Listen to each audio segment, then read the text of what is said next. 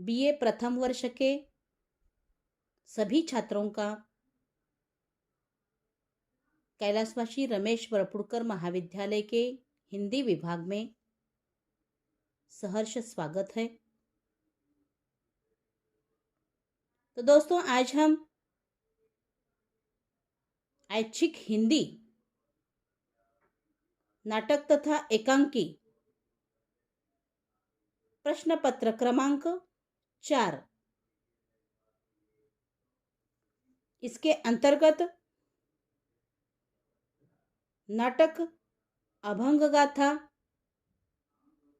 नाटककार है नरेंद्र मोहन। इसके अंतर्गत मंबाजी का चरित्र चित्रण को लेकर चर्चा करने जा रहे हैं।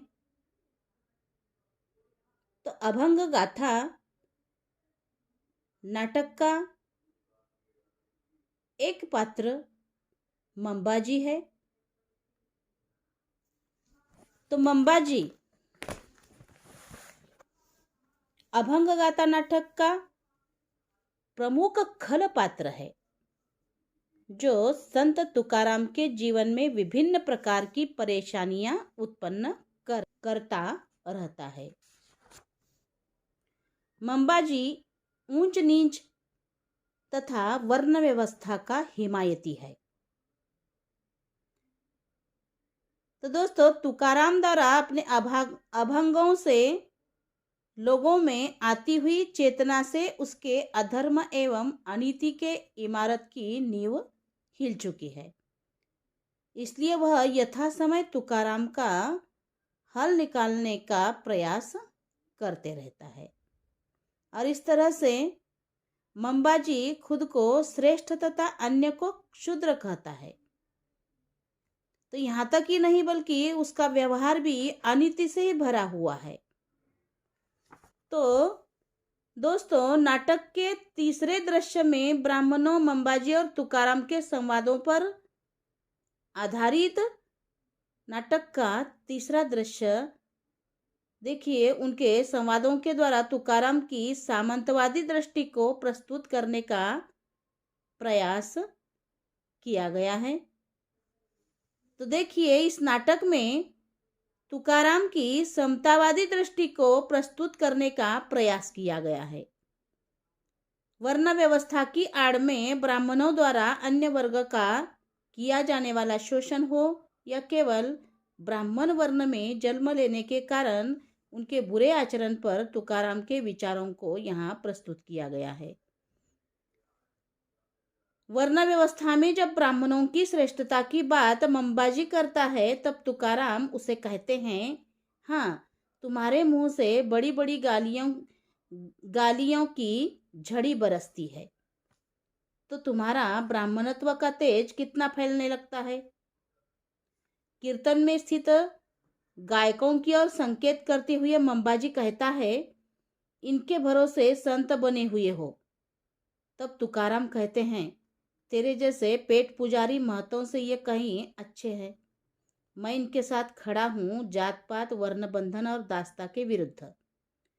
मंबाजी डाग ब्राह्मण, सिंह ब्राह्मण को एक तुकाराम की बात जब हजम नहीं होती, तब वह उन पर हमला कर देते हैं, पर कीर्तन मंडली के साथी झांझ और करतालों से उन्हें रोकने का प्रयास करते हैं और तुकाराम पर आंच नहीं आने देते।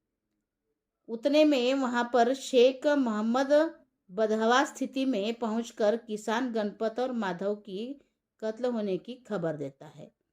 कातिल के बारे में जानने पर पता चलता है कि वही दामोदर, सदाशिव और तानाजी द्वारा यह करतूत की गई है।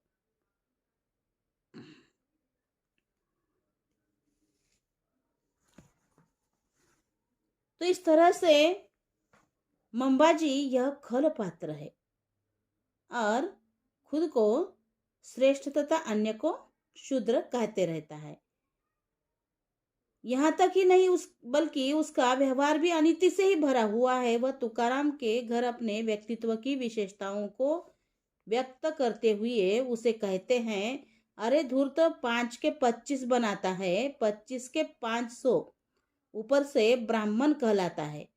तुकाराम के कीर्तन मंडप में पहुंचकर वहां एकत्रित लोगों को अपमानित करते हुए मंबाजी कहता है, मेरे महिमामंडित स्वरूप के सामने तुम लोग क्या हो, कीड़े मकोड़े। अपने तर्क से तुकाराम उसका गर्वहरण कर लेते हैं। अपने सभी उपायों के करने के बाद भी तुकाराम की बढ़ती ख्याति एवं लोगों की उनके प्रति श्रद्धा को वह रोक नहीं पाता। तब वह कहता है, इसने मेरी साख मिट्टी में मिला दी। पूरा गांव मेरी तरफ उमड़ पड़ता था। मैं ही विधायक था नियमों, मर्यादाओं और कर्मकांडों का। पूरे महाराष्ट्र में मेरी ही धूम थी। पर तुका ने अभंग की ऐसी तान छेड़ी कि केंद्र से छिटक कर परिधि में आ गिरा और तुका गांव में बैठा बैठा महाराष्ट्र की सीमा लांघ गया। मैं क्या करूं, परिधि से केंद्र में कैसे आऊं? तुका के होते हुए यह संभव नहीं है। तो क्या तुका को नहीं नहीं नहीं क्या कोई तो जुगत तो करनी ही पड़ेगी। इसलिए मंबाजी एक नई चाल चलता है और इस तरह से वह खुद वेश्यागमन करता है और दूसरों को पवित्रता की गुहाई देता है। एक दिन इस तरह से अपनी काली करतूतों से थके मंबाजी की हताश चरम पर पहुंच गई है। वह कई सारे हथकंडे अपनाते हुए तुकाराम को परेशान एवं बदनाम करने के षड्यंत्र करता है, पर उनमें वह सफल नहीं होता। उसकी मानसिकता को व्यक्त करता उसका कथन देखिए, अजब है यह तुका, पता नहीं किस मिट्टी का बना है। परंपरागत विचार सरणियों साधु समाज में मेरी साख मिट्टी में मिला दी। पूरा गांव मेरी तरफ उमड़ पड़ता था। मैं ही विधायक था नियमों, मर्यादाओं और कर्मकांडों का, और इस तरह से पूरे महाराष्ट्र में मेरी धूम थी। पर तुका ने अभंग की ऐसी तान छेड़ी कि ये केंद्र से छिटक कर परिधि में आ गिरा और यह तुका गांव में बैठा बैठा महाराष्ट्र की सीमाएं इस तरह से लांघ ही गया। इस सभी की इच्छाओं आकांक्षाओं का केंद्र तुका बन गया। और इस तरह से इतना सब जानने के बाद भी मंबाजी अपने करतूतों से बाज नहीं आता और एक नया जाल बुनता है। और इस तरह से तुकाराम को परेशान करने का काम मंबाजी इस तरह से करते ही रहता है और खुद वेश्यागमन करता है और इस तरह से खुद को श्रेष्ठ बताता है। और इस तरह से एक दिन अपनी बुरी करतूतों से वह इस तरह से जाल बुनता है कि मंगला नामक वेश्या की सहायता से तुकाराम को बदनाम करने का षड्यंत्र करता है। पर उसका यह दाव उल्टा पड़ता है और अपने जाल में तुकाराम को फंसाने आई मंगला खुद विठ्ठल नाम की दीवानी बन जाती है। अंत में वह पाटिल रामेश्वर भट्ट के साथ मिलकर तुका के अभंगों को इंद्रायणी में डुबो देता है। यही नहीं, वह सदाशिव, तानाजी और दामोदर के हाथों तुकाराम की हत्या करा देता है। अतः धार्मिकता का चोला पहनकर उनकी आड़ में अपने कुकर्मों को अंजाम देने वाला मंबाजी संत तुकाराम के जीवन में विभिन्न प्रकार के विघ्न उत्पन्न करता है।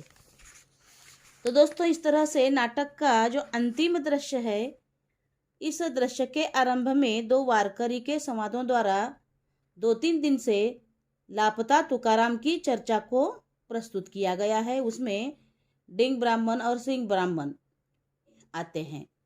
वारकरी कहते हैं मंबाजी ने तुका का कत्ल करवाया है, लेकिन दूसरे वारकरी को इसका विश्वास नहीं होता और वह सभी मंबाजी के यहाँ पहुंच जाते हैं। मंबाजी विक्षिप्त सी हरकतें कर रहा है। सिंह ब्राह्मण और डिंग ब्राह्मण उसे समझाने का प्रयास करते हैं। मंबाजी को अपने किए का पछतावा हो रहा है। वह कहता है, मैं दर्द से छटपटाता रहा, कोई मेरे पास नहीं फटका, तू का ही आया मेरे पास। मवाद से भरे मेरे जख्मों को साफ करते हुए उसने हंसते हुए कहा, घबराता क्यों है, ठीक हो जाएगा, मैं जो हूं तेरी सेवा के लिए भगवान की सेवा। मुझ शैतान को तो दोस्तों इस तरह से मंबाजी विक्षिप्त हो गया है और उसको उसके किए पर पछतावा होने लगा है। उसको तुकाराम की याद आने लगी है और इस तरह से वह कहने लगा है कि कोई मेरे पास नहीं आया और तुका ही आया मेरे पास। मवाद से भरे मेरे जख्मों को साफ करते हुए उसने हंसते हुए कहा कि घबराता क्यों है, ठीक हो जाएगा, मैं जो हूं तेरी सेवा के लिए भगवान की सेवा। और इस तरह से मुझे शैतान को उसने भगवान कहा और मैंने उसकी हत्या करवा दी। अंततः रामेश्वर भट्ट, मंबाजी, शिवा कसेरे, शेख मोहम्मद, जिजाई वारकरी आदि सभी तुका के अमिट अस्तित्व रूपी अभंग को, अमूल्य निधि को तुका की धरोहर मान लेते हैं। कीर्तन मंडली आगे बढ़ती है और इस अभंग के साथ नाटक का समापन होता है। तुका कहे रूप दर्पणे में नहीं, फैला वह सृष्टि में और वही कही। खेल यह नट और नाट्य का, अंत और अनंत के बीच का खेल इसे आओ हम सभी मिल। तो इस तरह से मंबाजी यह खल पात्र है और डॉक्टर नरेंद्र मोहन जी ने अभंग गाथा इस नाटक के माध्यम से, ऐतिहासिकता के माध्यम से वर्तमान में झांकने के उद्देश्य में नाटककार इस तरह से सफल रहे हैं। मंबाजी इस नाटक का खल पात्र है जो संत तुकाराम के जीवन में विभिन्न प्रकार की परेशानियां उत्पन्न करता रहता है और मंबाजी का चरित्र हमने इस वीडियो लेक्चर में देखा है। धन्यवाद।